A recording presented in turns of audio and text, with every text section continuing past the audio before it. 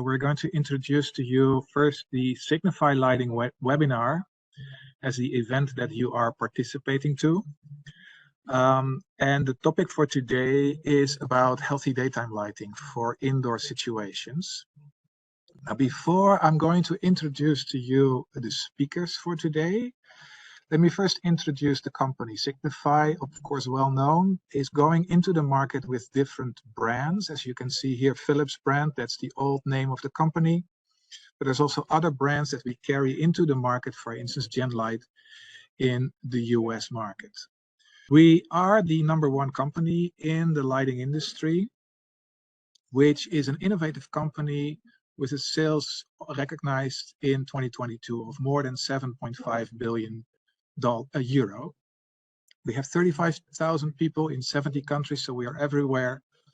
And since a couple of years, we are 100% carbon neutral in our operations. And today we are going to present to you the topic of healthy daytime lighting by 3 speakers. It's actually a story that evolves a little bit on the classical why, how, what organization. And the what is actually going to be presented by Ravi. So Ravi is in the US, the segment manager for our indoor luminaire lineup. And speaking of indoor luminaire lineup, he will actually introduce to you that it's not a couple of pieces of luminaires that we make, but our full line of luminaires are now going to be equipped with the technology that caters to healthy daytime lighting. So it's a very broad application that we can cover with our new innovation. Speaking of our new innovation, Rene is in the call. He will do the second part of the presentation, the how. So Rene is an engineer, a scientist, and I don't think I know anybody that knows better about how to convert blue photons into the right full spectrum recipe. And he will explain exactly to you what kind of knowledge we put into place to make healthy daytime lighting. So that's the how. Now, I will present the why. And I do that without slides to see a little bit if I can make an impact for you to really get into the topic. Because the topic, maybe you have already seen 100 presentations around this topic, right? Maybe you are in the industry for many years and you think, well, this is not going to happen, right? This is about people talking about a lot of things, and in the end, nothing really happens. But actually, I'm going to introduce to you the problem to be solved in a very, very simple way, such that you may have the attention to dive into the how and then enjoy the what that Ravi is going to present. And if I do that, I introduce the problem to be solved by stating that our eyes are actually too good. We have beautiful eyes, we have very good eyes for vision.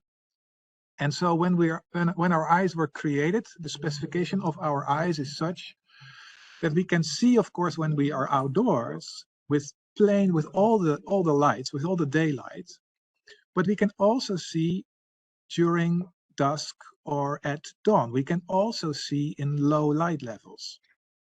Apparently that was important for our eyes to develop.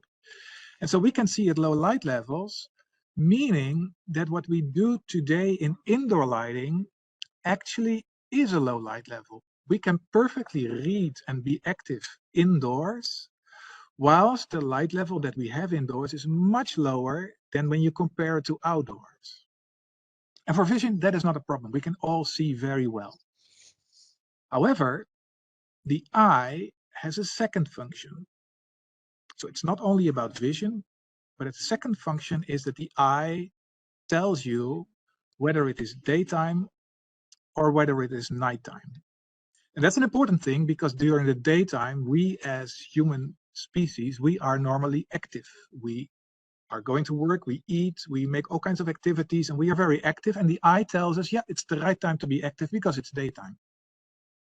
And then when the eye finds the threshold to the dropping it toward the nighttime, the eye tells you, well, it's actually good to wind down a little bit. Don't think about your work. Don't do a lot of activities. Don't start eating. You actually need to fall asleep. And that's the second function of your eye.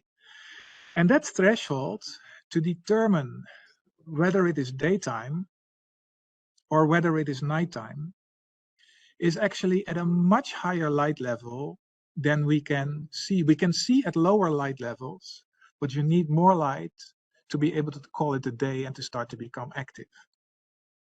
And that's the problem to be solved. And so we asked Rene to find something that is not the most simple way to do it, which is to just make more light indoor, right? If you would create the same amount of light as we have outdoor, if we do that indoor, then you would be able to tell your eyes, okay, you can start to become active. But that's not the problem, to the solution, because actually then you would consume a lot of energy and it would become very hot, just like the outside, right? There's 1,000 watt per square meters coming from the sun. Well, if you do that inside, it's going to be very hot. So that's not the recipe to solve the problem. We asked Rene, be a little bit more clever and come up with something that really falls into activating that second functionality of the eye to tell whether it's day or whether it's night, without making excessive amount of light and consuming an excessive amount of energy. And that was the problem that Rene has solved. Yeah, so thanks, Peter, for the introduction, the why. So that has been covered. And what I'm going to do now is I'm going to talk a little bit more about melanopic light sources, key metrics. Then, as explained, the what will come, what kind of luminaires and systems do we have? And of course, we will end with a summary. So yeah, this slide is a kind of a general slide that is also covered, was covered by Peter already. Yeah? Light has a profound effect on people's health and well-being. That has an effect in various aspects, visual, emotional, and biological. And what we here promote is that we should not optimize our light only on the visual aspect, but also on the biological aspect. And that is what the focus is of the topic of today.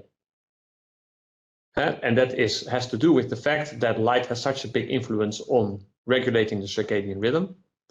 The light tells us if it's light in night or day, and it is very important to regulate how much light falls on the eye for that. So in the evening, we should have low amount of light so that the body knows it's time to go to sleep. And during the day, we should have a lot of light so that the body knows it's day, be active, as explained by Peter.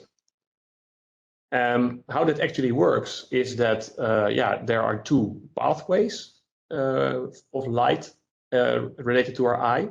There is the visual pathway that makes us see, and there is the non-visual pathway, as it's called, that is the pathway that regulates the circadian rhythm. And it goes actually via a special photoreceptor in the eye, which is not for vision, but for this process of circadian rhythm regulation. So light falls on the eye, it's absorbed by the photoreceptor, and this photoreceptor sends then a signal to the central body clock in our brain. And with that signal, the body or the brain knows what to do to indicate to the body, go to sleep or not. So it means that light is, as we call it, a Zeitgeber for the central body clock to indicate what is the time. And what does that then actually do? It actually regulates the sleep hormone melatonin. So the hormone melatonin is produced at night when there's no light, and it makes you fall asleep. And your body then knows it's time to go to sleep. And the production of this melatonin hormone is suppressed during the day because of the light. So the light is absorbed by the photoreceptor. It sends a signal saying, hey, it is day. And you need a pretty high amount of light for that, as what was explained by Peter. So yeah, as explained by Peter, indoor lighting, we tend to use a low amount because for vision it's enough, but for our circadian rhythm regulation that's not enough, but we can make it enough.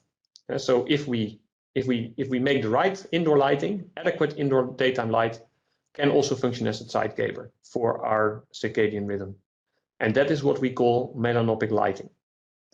How do we do that? Well, there are several factors that are of importance here. First of all, the timing, obviously. This light needs to be there. The signal needs to be given during the day, and in particular in the morning. Second is intensity. As also already explained, we are used to outdoor lighting, which is much more than indoor, so more light is better.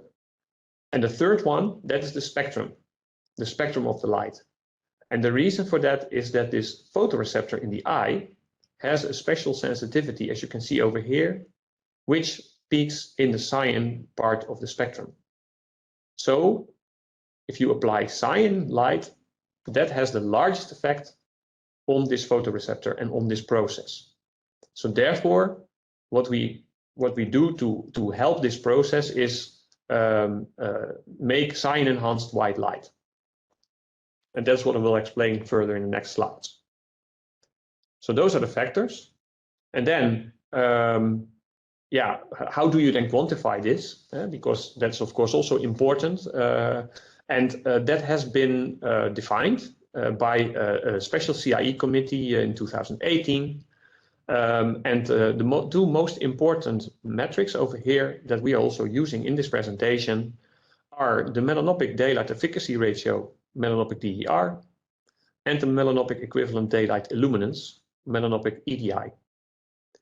This melanopic DER, that is a spectral parameter. It's related to the spectrum of the light, and it relates the biological effectiveness of the light source that we want to use to the biological effectiveness of a reference light source, which is the daylight D65 standard spectrum, daylight spectrum of 6500 Kelvin. That is used as a reference. And this biological effectiveness means how much melanopic light is produced by this spectrum. So it's a relative parameter because it is the biological effectiveness of one spectrum compared to another. Therefore, it is also unitless. And it depends on the spectrum only, on nothing else, not on efficiency or driver efficiency, whatever. Is a purely spectral parameter. The second metric is this melanopic equivalent daylight illuminance, melanopic EDI.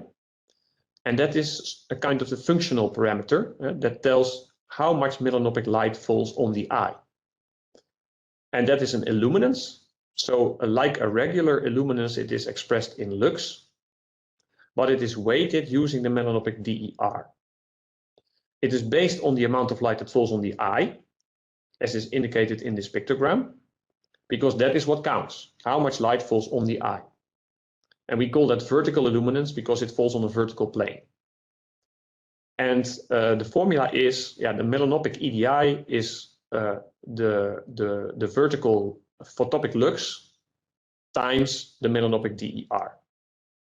And that is kind of the functional parameter because you need to reach, for a biological effectiveness, you need to reach a certain melanopic EDI on the eye. Now then, how much is that, what you need? That's on the next slide. So what are the recommended melanopic EDI levels to prevent biological discomfort? This picture shows what already was mentioned also by Peter. Outdoor lighting is orders of magnitude more light than indoor lighting. It is not realistic to bring indoor lighting to that level because it would get too hot, as Peter indicated. But we do have to realize that from a biological perspective, indoor we are living in a kind of biological darkness in the current normal office lighting. If you look at the current standard office lighting, take 4000 Kelvin. In Europe, we are optimizing on 500 lux on the desk, which is downwards, so that's the other direction. If you have a standard spectrum, 4000 Kelvin, 500 lux, if you do translate that to the melanopic EDI on the eye, that is about 125 lux, melanopic lux on the eye. Is that enough? Now the answer is no. How much would you need? Well, that is something that scientists have been looking at also pretty recently. A few years ago, the most important scientist in the field of circadian rhythm science have come together and did a workshop to define recommended melanopic EDI levels at different times of day. And how they did that is they put together all the experimental data that was obtained by scientists over the years who did experiments where various light conditions were used, various melanopic EDI conditions were used, and the people were exposed to that light, and certain responses were measured. These responses were different. That is why there are different colors in this graph.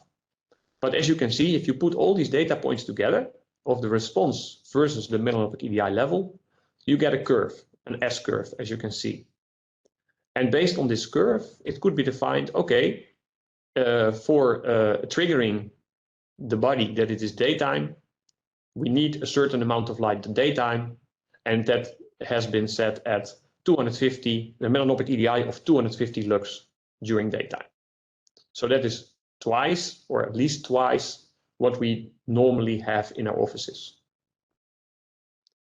Another way of looking at how much light would be needed, it has also been defined in health and well-being building certifications, such as WELL.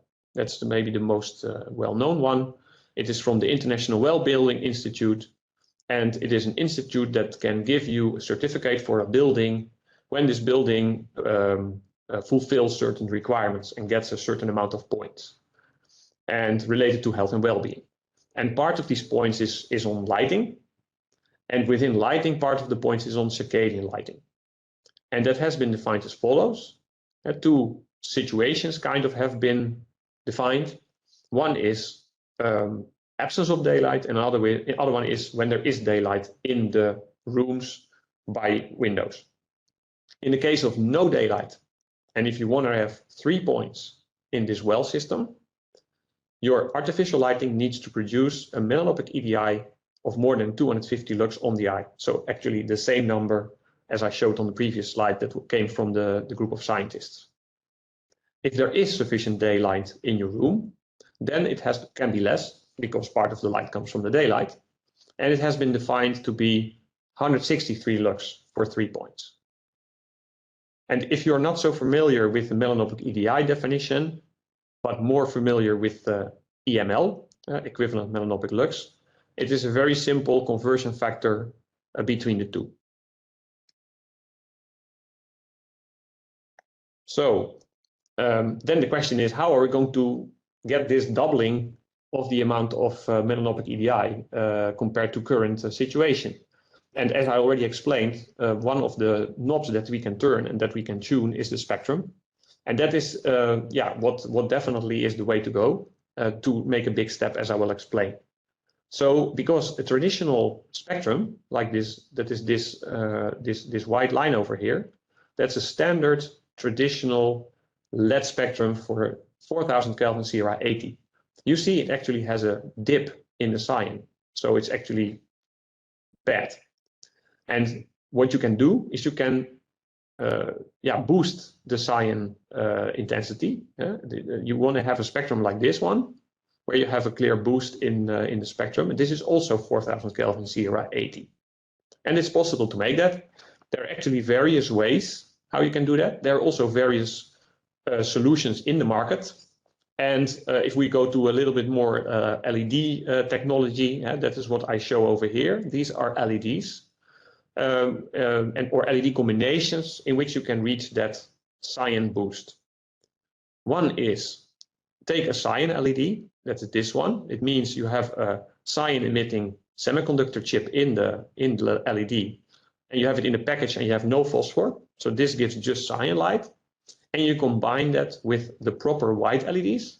And if you make the right combination, you can make as a sum 4000 Kelvin Sierra 80. That's one way. Another way is to make this cyan LED by phosphor conversion. That you have a blue semiconductor chip, and you have a special phosphor converting this blue to cyan. That is also done by some vendors in the market. A third option is that you use this, you make a special LED using this cyan semiconductor chip, but you do add phosphor in this package to make it a white LED. The benefit of that is that you combine only white LEDs, so you have a better color uniformity. You do make a special LED over here with special phosphor, which is mainly a red phosphor, so that you combine this LED with a standard white LED. And if you do that properly, then you can achieve this cyan boost spectrum, this cyan enhanced light spectrum, with only white LEDs. And another way, which is also possible, is by doing it all in one LED, by having a blue chip and a cyan chip in an LED covered by phosphor. All these options are available in the market. What we do as Signify, we have developed two light sources, and we call that bio-up technology, which we call CES and CED. The bio-up CES is cyan enhanced static.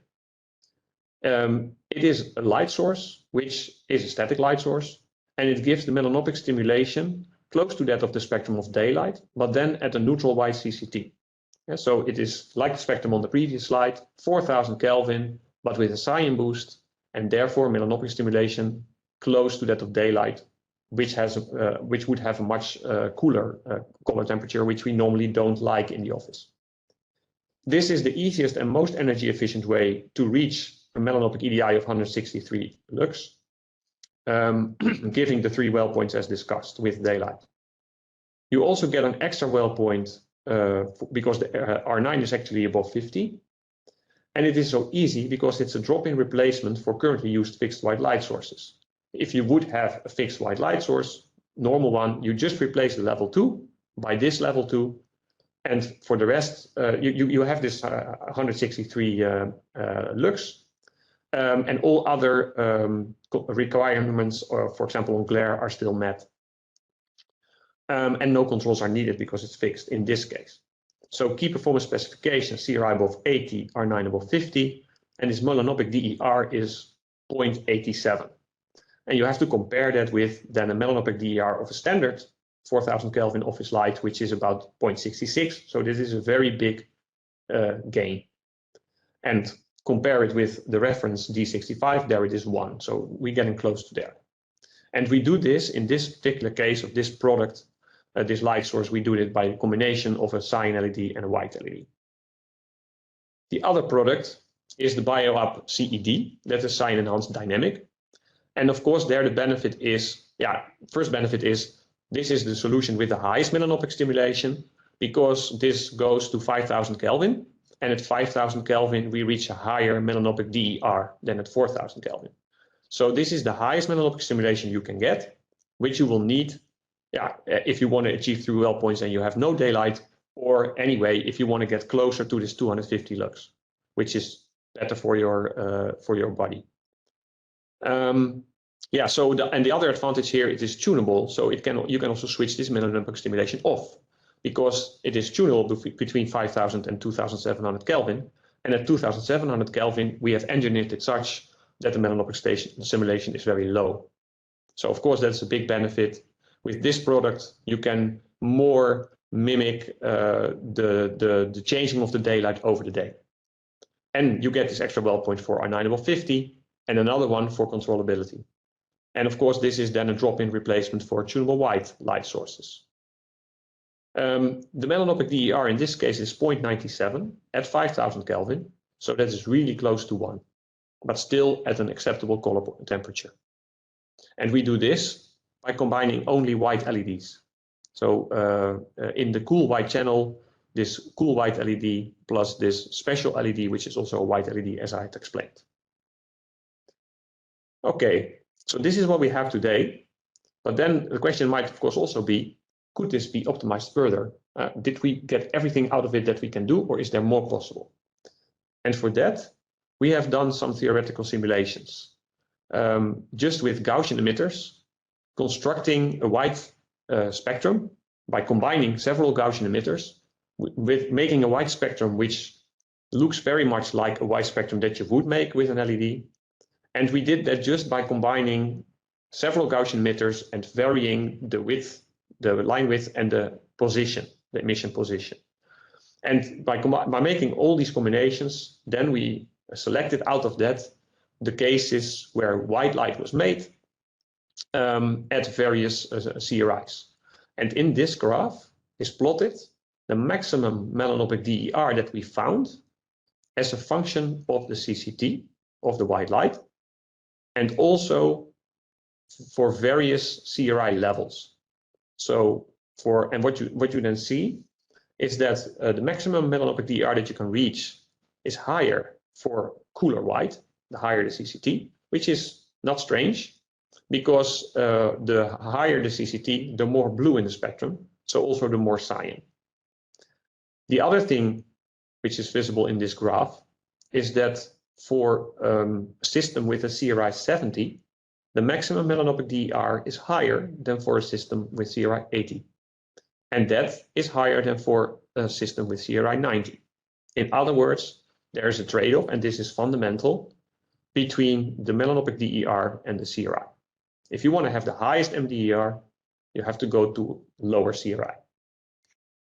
Okay, what we then did is we have now here plotted data points of commercial light sources in this graph. And the open data points are the commercial light sources, which are normal kind of commercial light sources, not optimized for melanopic light. And you see, if you look, for example, at the black data points, which is CRI 80, you see that they're very much lower, the melanopic DER is very much lower than the maximum. What we also plotted is the light sources optimized for melanopic light available on the market, the filled symbols. And also there, if you look at the black ones, they are still quite significantly lower than this maximum. Also, the light sources that we as Signify have developed, those are these ones in yellow. So you could go higher in theory, but does that make sense? Well, the answer there is not so much. And the reason is that we think you should not look only at the melanopic DER as a metric, but you should also look at the energy efficiency, the melanopic energy efficiency.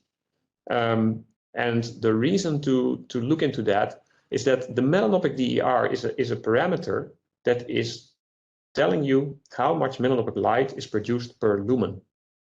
But it does not say anything about how efficient you are making that lumen. For that, we need another parameter, another spectral parameter, which is called luminous efficacy of radiation. You might have heard of it.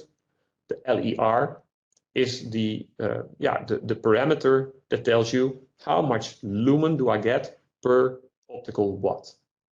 And then what we have done here is we have again looked at these theoretical simulations with Gaussian emitters, looked at the maximum melanopic DER that you can reach, and plotted against this luminous efficacy of radiation on the x-axis. So the y-axis, the higher means the more melanopic light per lumen. The x-axis means the higher, the more lumen per watt, optical watt. And then if you look at the maximum theoretically possible, you see this curve, which means the highest melanopic DER is obtained for the lowest luminous efficacy of radiation. In other words, very energy inefficient. So that is why, the highest melanopic DER is nice, but it's very energy inefficient, and we all know how important that also is, energy efficiency. And so to take that into the total equation, we propose actually to also look at another parameter, which we propose as Signify, which is the product of these two, the product of the luminous efficacy of radiation and the melanopic DER, because that product says something about how much melanopic light you produce per watt. And it is per optical watt, but that is directly related to energy, electrical watt that you put in your system. So this parameter, this one that we have plotted over here, is how much melanopic light do I get per watt. And then the same data plotted, you see this curve, and you see that there's a maximum, and that's over there. Now, okay, and we think it's important to maximize for that, because that is the most energy efficient way of making melanopic light. Now, then of course we can add the commercial sources in this plot, in this graph. What we did in this case, you see here now only the commercial sources that were optimized for melanopic light in both plots. Those are the orange data points. And the yellow one here is the Signify data point for CES. This is only 4000 Kelvin, by the way. And yeah, what you see in this graph is that the best melanopic light source in the market is pretty close to the theoretical maximum. There's a few percent still that you could gain, but it's a few percent. And this is for 4000 Kelvin. This number is actually close to 260 lumen per optical watt. And if you compare that with that same number for a standard 840 light source, that's this data point over here. So that is about 220 lumen per optical watt. The difference here is quite large. And if you go to BioUp CED, that is the other product that we have, the other technology, the other BioUp product, then you can go to 5000 Kelvin and to a melanopic DER of close to 1. With that, also this metric increases to about 280 lumen per optical watt. So then, if you compare 280 with the standard 220, you have a gain of more than 25%. It means when you apply BioUp CED, you make melanopic light 25% more energy efficiently than with a standard Sierra 80 4000 Kelvin light source. So indeed, that was a nice closing statement, the 25%. Because we challenged Rene, of course, to say, hey, all right, don't come with a solution that burns as much energy as we would need for the outdoor lighting levels. And actually he came back and say, well, Peter, it's 25% more efficient than a plain vanilla light source. And here we go, we take a look at that effect in terms of what it means for the customer. And you can see on the left, a conventional solution that produces the amount of light that Rene mentioned. So Rene mentioned that if you would normally try to achieve the 250 melanopic lux, you need a certain amount of light. With conventional, you would then consume 70 watts. With LED, you can already do it with much less wattage. 40 watt is what you can achieve to create that same effect. And then there are, of course, various means to optimize the energy situation by making it connected. So connected means that you can do a high-end trim, that you can do daylight saving, or that you can do occupancy saving, and that gives another saving, dependent of course on the situation. Here in this example, it saves another 50%. But then the 20 watt is the situation for a plain vanilla light source that Rene introduced to make that effect. And as he has explained, his engineering effort and skills resulted in the fact that we can now do that with BioUp 25% more efficient. So dropping from 20 watt to 16 watt. So, and that is the fixture lineup that Ravi will now introduce. Thanks for setting the scene, and Rene for taking us deep into the technology domain. I know it is very difficult topic, but also a lot of great work that has gone in making the solution viable for mass adoption in the market, right? So I think that and making it further energy efficient than a standard tunable white solution to achieve that melanopic impact. So as we were saying is, next few minutes, and then there are a lot of questions and answers, questions being asked. So I don't want to be in between you and the answers to those questions. So we'll go pretty quick on this topic.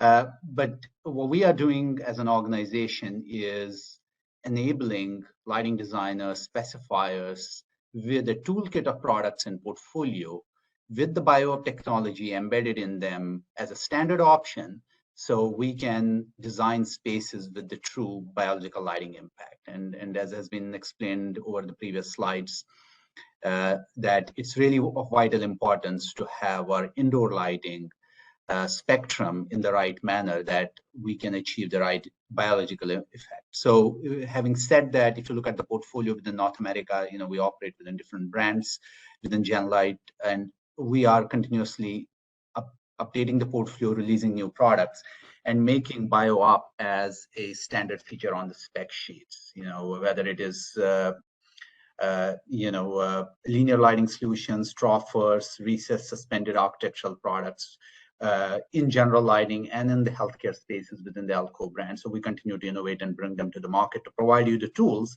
that you can actually design the spaces with the right biological impact. Even within EMEA, we have a broad portfolio of products that actually, enable our customers there to achieve the same effect in standard luminaires they're used to in using that. Again, there were a lot of questions that have been asked about glare, have been asked about, a lot of those topics. So as you can see, just as an example of a product that we have in a leader light in North America called Syncline, if the spec sheet, as the BioUp technology is getting offered into that product, the spec sheet actually gives you the, melanopic DER ratios at different CCTs, which you can use in order to calculate the melanopic EDI or melanopic or EML, from well building standards perspective. We also provide the data when requested, because there are a lot of other circadian calculators that the specifiers use, and they need a certain type of data in certain formats. So we do provide that data for you to enable to do those calculations if you prefer to choose to go that route.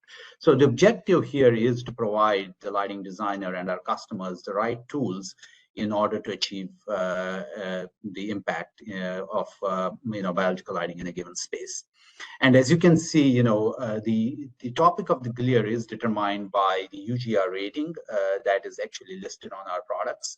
Like in this case, the UGR is less than 19.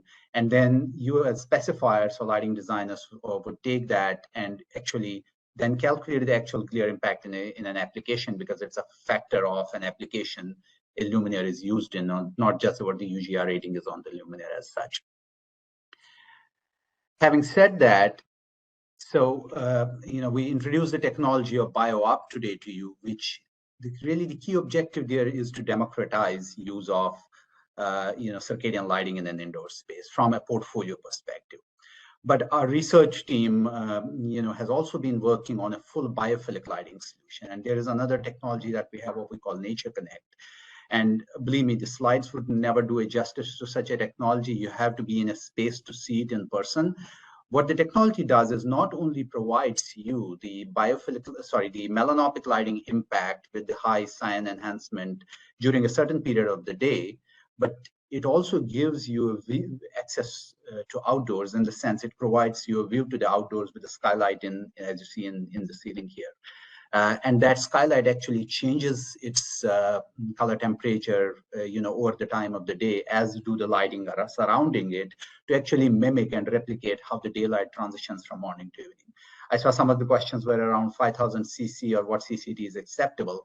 Now, both with the BioUp dynamic technology as well as the Nature Connect, you can actually mimic the daylight, what is in the indoor space, and the color temperature will change from morning to the evening, and really going to a warmer 2700 Kelvin with a low amount of cyan in it in the evening with an integrated control solution.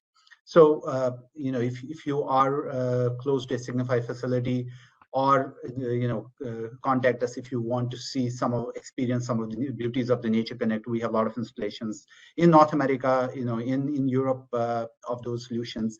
That would be really great to see. And I have personally been in those spaces, and it really is energizing. You don't really feel tired when you are in the meetings from morning to evening under the Nature Connect light solution. So in terms of the portfolio on the Nature Connect, we offer them in different modular blocks. You can have a skylight and combine it with a BioUp portfolio that we shown earlier, whether it's linear lighting, trophers, or panels. Or we offer a fully integrated solution, which can be either recessed surface mounted or suspended, which gives you that full cyan enhancement, circadian lighting impact in a given space. So those were few elements on the product and the technology. But one of the big challenges with adoption of circadian lighting has been the cost. So we tried to solve the problem of the cost of the luminaire with the bio-up technology. So if you compare a tunable white solution with a bio-up solution, it's almost the same price. So, but the biggest factor there is the complexity of controls and the cost of controls. So with our Interact IoT solution, which actually now solves that problem as well. With the wireless controls, you have really a low cost of controls, low cost of installation, low complexity, but also creating those day rhythms, the scenes to mimic the daylight, to make it automate, and from a commissioning perspective to a user perspective on how to operate it, it makes it like you are used with a static solution today, right? It's fit, it's design, spec, commission, and automate from that perspective. And you can see just a screenshot from the app. You can actually set scenes. You can, time it along the time of the day. You can easily change those parameters and give users access in order to do that in their space if they want to do from that perspective.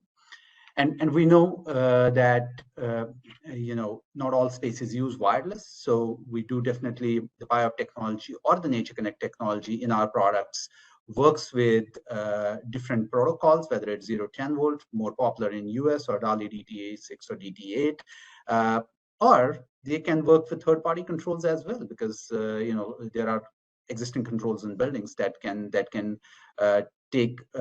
interact with our technology from a product perspective in order to give you that biophilic lighting impact. So having said that, I know we went through a lot, we discussed a lot of topics. It's really, what are the key takeaways from today's discussion? I think I'm passionate about this topic. So really, I think circadian lighting is really important for health and well-being. So we need to make sure as different stakeholders in the space, whether manufacturers, designers, salespeople, suppliers, that we really push this forward in day-to-day business, because it impacts health and well-being, which has been proven through research, as Rene was explaining earlier, or there are a lot of independent studies that show that. And as Signify, we have a deep knowledge. We have a group of scientists under Rene's team that continuously, for the last 10 years has been working on these topics. So lighting is the most important powerful regulator of circadian rhythm, which we cannot visualize, but it has an impact. And when we are designing a lighting space, we should take into account the biological effect of light. And it's not mean that you need to have a blue light in the space now, but you need to have the right intensity, you need to have the right spectrum, the distribution, and at the right moment of the day. It doesn't help if you have a lot of sign in the evening that spoils the circadian rhythm in that sense. But for the good health of your clock in the body that Rene was explaining, and with the clock that exists in the brain, you need that cyan boost during certain hours of the day. You can get that by taking a walk outside during the day even. So it's really important that we take all these factors into consideration for the design. And the breakthrough that Rene and team has achieved in the space is by creating that melanopic impact at a fraction of the cost that currently exists with other technologies, but also making it even more efficient than the standard tunable white technologies available in the market. And when you connect that with Interact wireless control, you really have a recipe for success in order to deploy it and across the major projects that you're doing in that sense. I think the school application, especially in North America, where there's a low access to daylight, is a prime example where it can benefit the future generation students. Or spaces, think about healthcare spaces, think about offices, conference rooms, or even government spaces which don't have access to daylight in their day-to-day environment. This is a critical technology that needs to be implemented in order to create the right human health and well-being from that perspective.